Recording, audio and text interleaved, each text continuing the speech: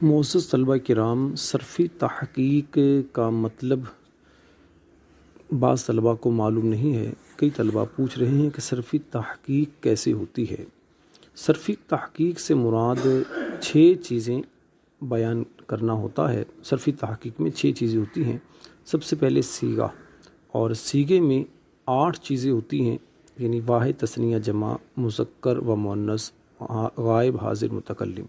इनमें से यानी कि 8 चीज़ों में से 3 चीज़ें ज़िक्र की जाती हैं, यानी वाहिद, तस्निया, जमा में से 1, मुज़क्कर व मुअन्नस में से 1 और हाज़िर, गायब व मुतकल्लिम में से 1।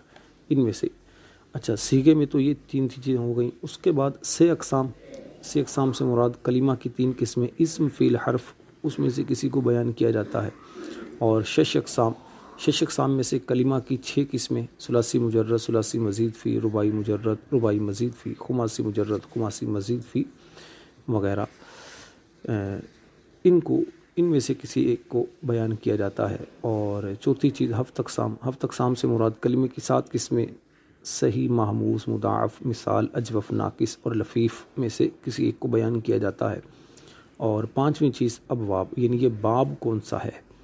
बाब दरबा यदरिबु है, बाब नसरा यंसुरु है, बाब इफ़आल है, कौन सा बाब है। और नंबर 6 मुअल्लिल या गैर मुअल्लिल, यानी इसमें तालील हुई है या तालील नहीं हुई, इसको बयान किया जाता है।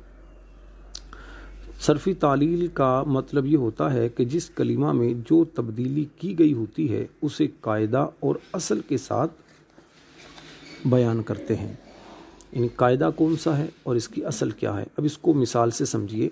जैसे मिसाल के तौर पर एक सूरत फ़ातिहा का जैसे एक सीगा है मालिकी।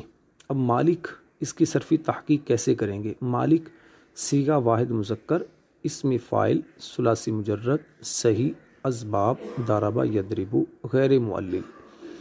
अब देखिए, सबसे पहले हमने सीगे में वाहिद मुज़क्कर ये लिया।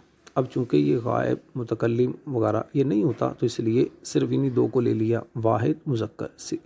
उसके बाद से अक़साम में से इसमें फ़ाइल यानी इस्म आ गया, और शश अक़साम में से सुलासी मुजर्रद आ गया, हफ़्त अक़साम में से सही आ गया, और बाब में से बाब दरबा यदरिबु आ गया, और मुअल्लिल गैर मुअल्लिल में से गैर मुअल्लिल, चूँकि इसमें कोई तालील नहीं हुई।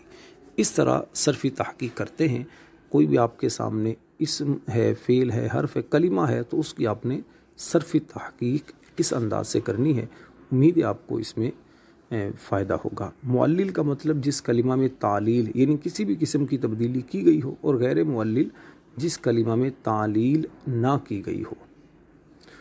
सल्लु अलल हबीब सल्लल्लाहु तआला अला मुहम्मद। तालील का मतलब और समझ लें, तालील का मतलब ये होता है कि हरूफ़ इल्लत में तब्दीली करके, तग़य्युर व तबद्दुल वगैरह करके तब्दीली करके कलिमा से सिकल यानी दुश्वारी दूर करना, इसे कहते हैं तालील।